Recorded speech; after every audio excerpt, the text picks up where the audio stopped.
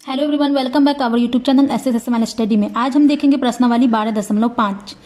ठीक है, तो सबसे पहले इस क्वेश्चन को पढ़ते हैं, क्वेश्चन नंबर 1 को।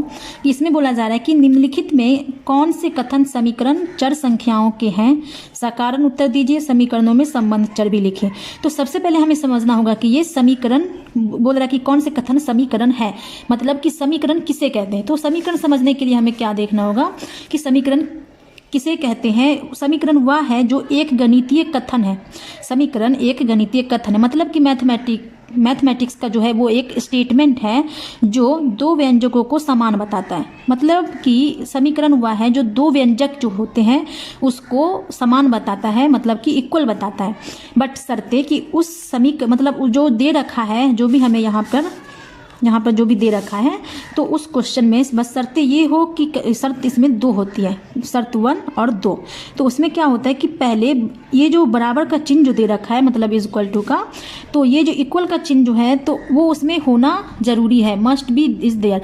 अगर वो नहीं, ये सिंबल नहीं रहेगा, ये चिन्ह नहीं रहेगा, तो फिर वह एक समीकरण नहीं कहलाएगा। ठीक है, अब देखो शर्त दूसरा में बोला जा रहा है कि वह एक उसमें एक चर हो, मतलब कि कोई एक लेटर हो या फिर कोई एक अल्फ़ाबेट्स हो, जैसे XYZ होता है या फिर ABCD होता है, जो भी उसमें रहना चाहिए, तब वह एक समीकरण कहलाता है। तो देखो इसके अकॉर्डिंग क्वेश्चन 1 तो पढ़ ली, फिर क्वेश्चन 1 का एक में देखते हैं कि इसमें बोला जा रहा है क्वेश्चन 1 के A में कि 15, उसके बाद ये देखो इक्वल टू का चिन्ह है ना, 15 बराबर x प्लस 18। तो देखो 15 बराबर x प्लस 18। तो ये क्वेश्चन सॉल्व करने के लिए नहीं है, बल्कि हमें इसमें यह देखना है कि पहचानना होगा कि ये एक समीकरण है या फिर नहीं। तो देखो इसमें क्या क्या यूज़ हो रहा है। इसमें एक बराबर का चिन्ह होना चाहिए जो इसमें है ना। फिर बोल रहा है कि उसमें एक चर भी होना चाहिए। तो चर क्या, कोई एक लेटर या फिर अल्फ़ाबेट्स होना चाहिए। तो जिस यहाँ पर एक लेटर है जो x है, तो यह एक क्या कहलाएगा, यह एक समीकरण कहलाएगा। तो इसमें हम लिख देंगे कि यह एक समीकरण है और इसमें चर भी है। तो चर क्या है, इसका चर x है और यह एक समीकरण भी है, समीकरण है। ठीक है, यहाँ पे ऐसे कर देते हैं। हो गया ये क्वेश्चन सॉल्व। अब इसके बी में बनाते हैं। बी को हम चेक करते हैं। तो बी में चेक करने पर देखो k - 8 इज इक्वल टू 5, यही है ना। देखो तो इसको हम चेक करके देखते हैं कि यह एक समीकरण है या फिर नहीं। तो देखो इस वाली शर्त में क्या क्या इसमें बोला जा रहा है कि इसका चिन्ह भी होना चाहिए बराबर का और इसमें एक चर होना चाहिए। तो अगर हम इसको देखते हैं तो इसका एक चर तो है, चर क्या है, इसका k है ना, यह एक चर है। बट इसमें ये चिन्ह जो है नहीं है, मतलब दोनों होना चाहिए। ये जरूरी नहीं कि कोई एक रहे फिर भी वह एक समीकरण कहलाएगा, नहीं, बिल्कुल नहीं, दोनों होना जरूरी है। तो इसमें ओनली एक है, क्या है, वह एक चर है, बट वो जो बराबर का चिन्ह होता है ये नहीं है, तो ये क्या कहलाएगा, ये समीकरण नहीं कहलाएगा ना। इस चर तो इसमें है बट यह एक समीकरण नहीं है, तो ये एक समीकरण नहीं है। तो ठीक है, अब इसका सी बनाते हैं। सी में क्या बोला जा रहा है, तो सी में बोला जा रहा है कि 9/3 इज इक्वल टू 3, 9 ये दिया हुआ है। तो देखो इस क्वेश्चन को अगर हम देखते हैं तो इसमें तो ये साइन तो दे रखा है बराबर का, है ना, ये इक्वल का साइन तो दे रखा है, बट इसमें कोई भी चर नहीं है, इसमें कोई ना लेटर है ना कोई अल्फ़ाबेट है, तो यह भी एक समीकरण नहीं कहलाएगा। इसका ना चर है और बराबर का ओनली चिन्ह है, तो इसमें यह भी एक समीकरण नहीं कहलाएगा, यह एक समीकरण नहीं है। ठीक है, अब हम डी बनाते हैं। डी में बोला जा रहा है कि 8 × 5 - 12 बराबर 28, 8 × 5 - 12 बराबर 28। ठीक है, तो देखो ये क्वेश्चन मतलब क्वेश्चन सॉल्व कर रखा है कि 8 × 5 = 40, 40 में से 12 घटा के यहाँ पे 28 लेके दे रखा है। बट इसमें देखो इसमें ना कोई अल्फ़ाबेट्स है ना कोई लेटर्स है, तो फिर इसमें क्या है, ओनली एक बराबर का चिन्ह है, साइन दे रखा है इक्वल का, तो ये भी एक समीकरण नहीं कहलाएगा क्योंकि दोनों होना जरूरी है, तो यह एक समीकरण नहीं है। अब इसका डी हो गया। अब हम बनाते हैं ई। तो देखो ई में क्या बोला जा रहा है, ई में है कि 6, देखो ये क्वेश्चन में क्या है कि 6 × 7 - 10 बराबर 2x। तो देखो इसमें क्या क्या है, ये एक चर भी दे रखा है, चर क्या है, x है, और यहाँ पर एक बराबर का चिन्ह भी, सिंबल भी दे रखा है, तो यह एक समीकरण कहलाएगा, है ना। तो यह एक समीकरण है और इसका चर जो है क्या है, चर एक x है। ठीक है, ये भी क्वेश्चन सॉल्व हो गया। ई के बाद हम बनाते हैं एफ। तो देखो एफ में क्या बोला जा रहा है कि 2n + 3 equal to 13, 2n plus 3 बराबर 13। देखो इस क्वेश्चन में भी एक यहाँ पे अल्फ़ाबेट दे रखा है। क्या है अल्फ़ाबेट? ये एन है। एन एक अल्फ़ाबेट है जो हमारा चर कहलाएगा, और यहाँ पर सिंबल भी दे रखा है, तो ये एक समीकरण कहलाएगा, है ना। तो यह एक समीकरण है, ठीक है, समीकरण। अब हम इस F तक तो बन गया। अब 2-3 क्वेश्चन और है, वो भी हम बनाते हैं। देखो जी में दे रखा है कि 7 बराबर 11 गुने 5 माइनस 12 गुने 4। तो देखो इसमें हम देखते हैं, तो इसमें ये सिंबल तो दे रखा है, साइन किस चीज़ का दे रखा है, तो बराबर का साइन दे रखा है, बट इसमें कोई भी ना अल्फ़ाबेट्स है और ना ही कोई लेटर्स है, तो इसमें कोई चर है ही नहीं, तो यह समीकरण नहीं है, ठीक है। तो इसमें ये भी समीकरण नहीं है। अब जी बन गया। अब एच में देखते हैं। एच में क्या है कि 3p/2 और ये ग्रेटर देन p है, ठीक है। तो इसमें क्या है, तो ना इसमें, तो इसमें दे रखा है, देखो यहाँ पे ये चर दे रखा है, लेटर्स दे रखा है, बट इसमें वो जो साइन बराबर का है वो नहीं दिया है, तो ये भी समीकरण नहीं है, क्योंकि दोनों होना जरूरी है, तो ये भी एक समीकरण नहीं है, ठीक है। अब देखते हैं हम आई में क्या बोला जा रहा है कि z + k ग्रेटर देन 12। तो देखो इसमें चर दे रखा है, बट इसमें सिंबल नहीं दे रखा है, तो ये भी समीकरण नहीं है, ठीक है, ये भी समीकरण नहीं है। अब लास्ट देखते हैं इसका जे। तो जे में क्या बोला जा रहा है कि 7 - x - और बराबर 5। देखो ये एक चर दे रखा है, क्या है ये एक चर, अल्फ़ाबेट्स में x है, तो ये एक चर है, और यहाँ पर चिन्ह भी, साइन भी दे रखा है, तो ये एक समीकरण कहलाएगा, ये एक समीकरण है, ठीक है। आई होप कि ये क्वेश्चन समझ में आ गया होगा। अब हम क्वेश्चन नंबर 2 बनाते हैं। देखो क्वेश्चन 2 में बोला जा रहा है कि सारणी के तीसरे स्तंभ में प्रविष्टियों को पूरा कीजिए, ठीक है। तो क्वेश्चन 2 में ये क्रम संख्या दे रखा है, कितना, i j k l तक दे रखा है, ठीक है, और यहाँ पर समीकरण दे रखा है, और उसके बाद चर का यहाँ पर मान दे रखा है कि x y और जो भी यहाँ पे x k m t, तो उसका मान हम यहाँ पर पुट करके हम क्वेश्चन बनाएंगे और सॉल्व करेंगे, और देखेंगे कि इसका मतलब यहाँ ये जो 5x दे रखा है, तो x का मान यहाँ पर 3 है, ठीक है। तो यहाँ पर x का मान 3 पुट करके हमें 25 आ रहा है या नहीं। अगर नहीं आ रहा है तो यहाँ पर हम नहीं लिखेंगे, और अगर आ रहा है तो यहाँ पर हम हाँ देंगे, ठीक है। तो यहाँ पर बोल रहा है समीकरण संतुष्ट करने के लिए हाँ और नहीं का मतलब वो सिंबल हमें यूज़ करना होगा, ठीक है, चिन्ह हमें यूज़ करना होगा, साइन करना होगा कि यह है या नहीं। तो देखो सबसे पहले हम 1-2 का ए सॉल्व करते हैं। तो उसमें क्या है कि 5x बराबर 25 दे रखा है, और x का मान कितना दे रखा है, x का मान 3 है। तो देखो जहाँ पर x है वहाँ पर हम 3 का मान पुट कर देंगे, तो ये तो 5 का 5 ही रहेगा, और x के जगह पे क्या होगा, x बराबर दे रखा है 3, तो x के स्थान पर 3 देंगे, तो यह इंटू, ये यहाँ पर कुछ नहीं है, तो यहाँ पर ये इंटू कहलाएगा, गुना होगा। तो देखो 5 और 3 को अगर हम गुना करते हैं तो कितना होता है 5, और यहाँ पर ये कितना है, ये 25 है, तो ये 25 ही रहेगा।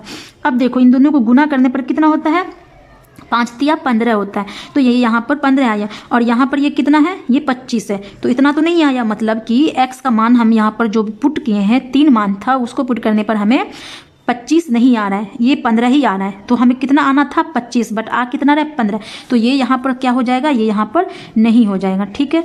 तो इसमें यहाँ पर ये नहीं होगा। अब हम इसका बी नंबर सॉल्व करते हैं। बी में बोला जा रहा है कि 5x फिर बराबर है 25, और फिर यहाँ पर यही क्वेश्चन है, और फिर यहाँ पे x का मान 4 दे रखा है, तो x का मान 4 हम पुट करके देखते हैं कि 25 आता है कि नहीं। तो फिर वही करेंगे, 5 का 5 रहेगा, और x के जगह पे क्या हो जाएगा 4 हो जाएगा, और यहाँ पे गुना दे देंगे, और यहाँ पर फिर 25। तो अगर हम 5 और 4 को गुना करते तो कितना होता है 20 आता है, और यहाँ पर ये कितना है 25 है, तो फिर भी आना था कितना 25, बट आया कितना है 20। तो ये हमारा फिर भी यहाँ पर भी पूरा क्वेश्चन सॉल्व नहीं हो रहा है, तो क्या हो जाएगा नहीं, मतलब इसका समीकरण नहीं हो जाएगा कि यह जो भी मान दे रखा है वो मान सही नहीं है। फिर देखो यहाँ पर कि 5x बराबर फिर 25 दिया है, 5x बराबर 25, और इस बार x का मान दे रखा है कितना 5 है ना, x का मान 5 दे रखा है। तो यहाँ पर अब हम x का मान 5 पुट करेंगे, तो देखो 5 का 5 रहेगा, फिर इंटू, फिर 5 देंगे यहाँ पर ये वाला मान x के जगह पे, और फिर यहाँ पे 25, ये कौन 25 है, ये वाला। देखो अब इस 5 को 5 से गुना करते हैं तो कितना आता है 25 आता है, और ये एक 25 है, तो देखो दोनों इक्वल आया, तो यहाँ पर क्या हो जाएगा समीकरण में हाँ कि यह एक सॉल्व हो चुका है। यहाँ पर x का मान 5 ही होगा, यहाँ पर सही है। अब d बनाते हैं। तो d में क्या है, d में है k + 8 बराबर 20, और k का मान दे रखा है 10, k + 8 बराबर 20, और k का मान कितना दे रखा है, k का मान 10 दे रखा है। तो देखो k की जगह पे हम क्या पुट करेंगे 10, ठीक है। तो ये जो 10 है यहाँ पर 10 दे देंगे और ये प्लस का चिन्ह है तो प्लस ही रहेगा, और यहाँ पर चिन्ह नहीं था तो इसलिए गुना हुआ, और यहाँ पे चिन्ह दे रखा है पहले से तो ये प्लस है तो प्लस ही रहेगा। उसके बाद ये क्या है 8 है, अब बराबर में 20 है तो 20 दे दिए। अब देखो 10 और 8 को ऐड करते हैं तो कितना आता है 18, और यहाँ पर कितना है 20, तो यहाँ पर तो सेम नहीं हुआ, तो यह एक समीकरण का जो मान दे रखा है के का मान 10 वो गलत है। अब हम बनाते हैं नेक्स्ट। देखो यहाँ पर ई में दे रखा है के प्लस 8 बराबर 20, और यहाँ पर के का मान 11 दे रखा है, तो के जगह पे हम 11 पुट करेंगे तो 11 प्लस ये 8 है तो 8 ही रहेगा, और यहाँ पे 20 है तो 20 ही रहेगा। अगर हम 11 और 8 को ऐड करते हैं तो कितना हमें होता है 19, और यहाँ पर कितना आया है 20, तो ये हमारा समीकरण संतुष्ट नहीं है, तो यहाँ पर हम नहीं लिख देंगे, ठीक है। अब हम इसका एफ बनाएंगे। एफ में बोला जा रहा है कि के प्लस 8 बराबर 20, और यहाँ पर के का मान दे रखा है 12, तो आप बोल रहे हैं कि इसको पुट करके देखो, तो यहाँ पर के की जगह पे 12 हो जाएगा प्लस 8 का 8, और यहाँ पर 20 का 20 रहेगा। अगर हम 12 और 8 को ऐड करते हैं तो कितना आता है 20 आता है, और यहाँ पर 20। देखो इस बार ये समीकरण संतुष्ट हो चुका है क्योंकि 20 आ चुका है, तो यहाँ पर हाँ हो जाएगा कि ये समीकरण संतुष्ट है, ठीक है। अब f के बाद हम जी में देखेंगे। जी में है कि m-5 बराबर 9, और m का वैल्यू दे रखा है 16, ठीक है। तो m-5 ही था ना, m-5 बराबर 9, और m का वैल्यू कितना है 16 है, m बराबर 16। तो देखो बोल रहा है कि अब इसको सॉल्व करने के लिए तो m के जगह पे क्या दे देंगे 16 दे देंगे, तो यहाँ पर 16, और यहाँ पर 5 है तो 5 ही रहेगा, माइनस का चिन्ह है तो माइनस का चिन्ह, और यहाँ पर 9 है तो 9 ही रहेगा। अब देखो अगर 16 में से 5 हम घटाते हैं तो कितना होता है, तो हमें 11 होता है, और आना कितना था 9, तो ये भी समीकरण संतुष्ट नहीं है पूरी तरह, ठीक है, तो ये नहीं हो जाएगा। अब हम h बनाते हैं, तो g के बाद h आता है, तो h में है कि वही क्वेश्चन है और m का मान 15 बोल रहा है पुट करने के लिए, ठीक है। तो यहाँ पे वही क्वेश्चन दे रखा है और m का मान 15 बोल रहा है पुट करने। तो देखो m की अगर जगह पे अगर हम 15 डालते हैं और यहाँ पर 5 लेस करेंगे, यहाँ पे 9 का 9, तो 15 में से 5 जाएगा तो कितना होगा 10, बट आया है कितना 9, तो ये भी समीकरण संतुष्ट नहीं है, ठीक है। अब हम आई बनाते हैं, तो यही क्वेश्चन है m का -5 बराबर 9, और m का वैल्यू यहाँ पर 14 दे रखा है, देखो यहाँ पर है ना, तो यहाँ पर हम m का वैल्यू 14 हम पुट करेंगे। तो देखो 14 में से 5 को अगर लेस करें, देखो 14 -5 और फिर यहाँ पे बराबर 9, तो 14 में से 5 को घटाएंगे तो कितना होता है हमें 9 आता है, यहाँ पर 9। इस टाइम ये जो समीकरण संतुष्ट है, ठीक है, तो यहाँ पर हाँ हो जाएगा। आई हो गया है। अब बचा है जे के एल। जे में बोला जा रहा है क्वेश्चन में, जे में है कि t/7 है ना, t/7 इज इक्वल टू 7, तो यहाँ पर लिख देंगे 7 बराबर कितना है 7 ही, और t का मान दे रखा है 47, और t का मान है 47। तो देखो यहाँ पर t जहाँ पर लिखा गया है वहाँ पर क्या दे देंगे 47/7 इक्वल टू 7, ये जो 7 है, अगर हम 47 में 7 से भाग करते हैं तो कितना आएगा, 47 में अगर हम 7 से भाग करते हैं तो कितना, 7 5 35 6 के 42 है ना, तो 42 लगाएंगे। तो 7 में से अगर हम 2 को लेस करते हैं तो 5 आता है, तो देखो यहाँ पे दशमलव में आएगा, जो भी आएगा तो यहाँ पर दशमलव में आएगा, 7 7 49। तो यहाँ पर देखो यहाँ पर कितना आना था 7, बट आया कितना है 0.6 ही आया, उसके बाद दशमलव में आएगा 7 7 49 होगा, फिर 7 1 7, तो ऐसे आते रहेगा, ठीक है, बट 7 नहीं आ रहा, तो ये भी जो दे रखा है समीकरण वो पूरी तरह संतुष्ट नहीं है, तो यहाँ पर नहीं लिख देंगे। अब हम नेक्स्ट बनाते हैं। देखो के में दे रखा है कि t/7 इज इक्वल टू 7, और t का वैल्यू कितना दे रखा है 48, बोल रहा है कि 48 पुट करने के लिए 48, तो देखो t की जगह पे हम क्या दे देंगे 48 दे देंगे, और यहाँ पर 7 दे देंगे, ठीक है, और यहाँ पर 7 का 7 ही रहेगा। तो अब देखो अगर हम 48 में 7 से भाग करते हैं तो कितना आएगा, तो 7 7 49 आ जा रहे, तो ज़्यादा आ जा रहे, तो 7 छक्के ही लगाएंगे, ठीक है। तो देखो यहीं पे हम पता चल जा रहा है, यहाँ पे 6 आ रहा है और आना कितना था 7, तो यहाँ पे 7 छक्के मतलब 49 अगर रहेगा, 7 7 49 एक ज़्यादा हो जा रहा है, बट यहाँ पे 48 है तो 7 छक्के ही लगाएंगे, बट यहाँ पर देखो अगर 6 बार में आ रहा है तो ये संख्या जो ये जो समीकरण है वह संतुष्ट नहीं है, तो यहाँ पर नहीं हो जाएगा। अब हम देखो यहाँ पर बनाते हैं, t/7 दे रखा है और 7, और t का वैल्यू दे रखा है 49, तो देखो फिर t के स्थान पे हम क्या देंगे 49/7 बराबर 7। अब देखो इस वाले 49 में 7 से भाग करते हैं तो कितना आता है, तो 7 7 49 है ना, कट गया, कितना 7 तो आ गया, तो इस दोनों को काटने पर हमें कितना प्राप्त होगा 7 बराबर ये वाला 7 यहाँ आ गया, तो देखो आ गया दोनों, तो यह जो समीकरण संतुष्ट है, ठीक है, हाँ जो भी हाँ लिखना है या फिर है लिखना है। आई होप कि ये क्वेश्चन समझ में आ गया। अब हम क्वेश्चन नंबर 3 बनाते हैं। क्वेश्चन 3 को पढ़ते हैं। क्वेश्चन 3 में बोला जा रहा है कि प्रत्येक समीकरण के सामने कोष्ठकों में दिए मानों में से समीकरण का हल चुनिए, दर्शाएं कि अन्य मान समीकरण को संतुष्ट नहीं करते हैं। तो देखो इसके ए में क्वेश्चन ए है, क्वेश्चन बी यहाँ तक, क्वेश्चन सी मतलब ABCDEF तक दे रखा है, यहाँ पर सी दे रखा है, ठीक है। तो बोल रहा है कि इस समीकरण के सामने कोष्ठकों में दिए गए ये जो दे रखा है ना, क्वेश्चन के सामने में जो दे रखा है कोष्ठ में, समीकरण का हल चुनिए और दर्शाएं कि अन्य मान समीकरण को संतुष्ट नहीं करते। मतलब ये जो दे रखा है तो ये सब मान ले लेके यहाँ पर ए का जो यहाँ पर 4A बराबर 24 है, ठीक है। तो ये जो ए है तो ए के स्थान पर इन सब में से कोई एक मान हमें लेना होगा, जिससे वह मान लेने से हमें 24 प्राप्त होता है या नहीं। तो क्वेश्चन हम बनाना स्टार्ट करते हैं। तो एक में है 4A = 24, ठीक है। अब यहाँ पर क्वेश्चन में कितना दे रखा है 5, 6, 9 और 10। तो देखो हम एक एक करके बनाएंगे। तो अगर हम एक जगह पे 5 रखते हैं, ठीक है, मान लो एक की जगह पे अगर हम 5 रखते हैं और यहाँ पर 4 है, तो यहाँ पर कुछ नहीं, तो यहाँ पे तो गुना हो जाएगा, है ना, गुना हो जाएगा। अगर 4 को अगर हम 5 से गुना करते हैं तो कितना आएगा, 4 पंचे 20 आएगा। इन दोनों को जो गुना करते हैं तो कितना आएगा, 4 पंचे 20, बट आना कितना है यहाँ पर 24 लाना है ना। 4A बराबर कितना दिया है 24, बट आ कितना रहा है 20, तो ये मान नहीं है। अगर हम 6 लेते हैं ए की जगह पे तो कितना होगा, अगर 6 को अगर यहाँ पे 4 से गुना करेंगे तो कितना आता है, 6 चौका 24 आता है, ठीक है। तो इसका मान क्या होगा, इसका मान 6 होगा। तो देखो 4 × 6 बराबर 24, ये वाला 24 है। अगर इस 4 को 6 से गुना करते हैं तो कितना 24 आया और यहाँ पर भी 24। तो इन मान में से कौन सा मान लेने पर हमें 24 आया, तो ये 6, तो इसका आंसर हो जाएगा 6, ठीक है। तो इसमें क्वेश्चन में भी बोला जा रहा है कि अन्य मान समीकरण को संतुष्ट नहीं करता, ये जो सब जो मान है वो समीकरण को संतुष्ट नहीं कर रहा है, बट बोल रहा है कि समीकरण का हल चुनिए। तो इसका हल कौन सा है, 6 है, तो इसका आंसर 6 हो जाएगा। अब इसके बी में बनाते हैं। तो बी में है k + 11 बराबर 23, k + 11 बराबर 23, और यहाँ पर इसका मान दे रखा है 10, 11, 12, 13, 10, 11, 12 एंड 13। तो देखो इन सब में से कोई एक मान को यहाँ पर हम पुट करेंगे, के यहाँ पर रखेंगे तो हमें 23 आना चाहिए। तो देखो सबसे पहले हम क्या देखते हैं, यहाँ पे ये प्लस का चिन्ह है तो ये प्लस ही होगा, और यहाँ पर 11 है तो 11 होगा, और यहाँ पर 23 है तो 23 लिख देंगे। बट के स्थान पर इन सब में से कोई एक मान रखेंगे जिसमें हम 23 आना चाहिए। तो देखो अगर इस वाले 10 में ये क्या 11 जो ऐड होगा, क्योंकि यहाँ पे प्लस है, अगर यहाँ पे कोई संख्या रखते हैं इसमें से तो उसको हम 11 से ऐड करेंगे तभी तो 23 आएगा ना। तो देखो के की जगह पे आखिर क्या रखें जो जिसमें हम 11 जोड़ने पर 23 आता है। तो देखो अगर हम 10 में 10 अगर यहाँ पे रखते हैं, ठीक है, तो 10 में अगर हम 11 को 10 वहाँ पे रखें तो 10 + 11 ऐड करते हैं तो कितना आता है 21 आता है। बट यहाँ पर हमें कितना लाना है 23 लाना है, तो नहीं आया, तो ये भी नहीं होगा। 11 रखते हैं तो 11 ऐड करेंगे तो कितना आएगा 22 आएगा। अगर यहाँ पर 12 रखते हैं ये वाला, तो 12 और 11 को ऐड करेंगे तो कितना आएगा 2, 1, 3, और यहाँ पे 23 आ जाएगा, 23 आ गया, और यहाँ पर भी 23 ही है। तो इसका मान कौन सा होगा, ये 12 होगा, ठीक है। तो इसका आंसर 12 होगा। अब देखते हैं सी।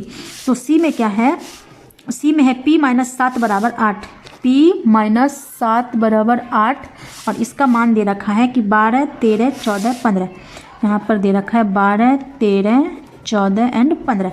तो देखो यहाँ पे ये देखो यहाँ पर माइनस का चिन्ह है तो माइनस का चिन्ह ही रहेगा, और यहाँ पर 7 लिख देते हैं, और बराबर में कितना है 8 है, ठीक है।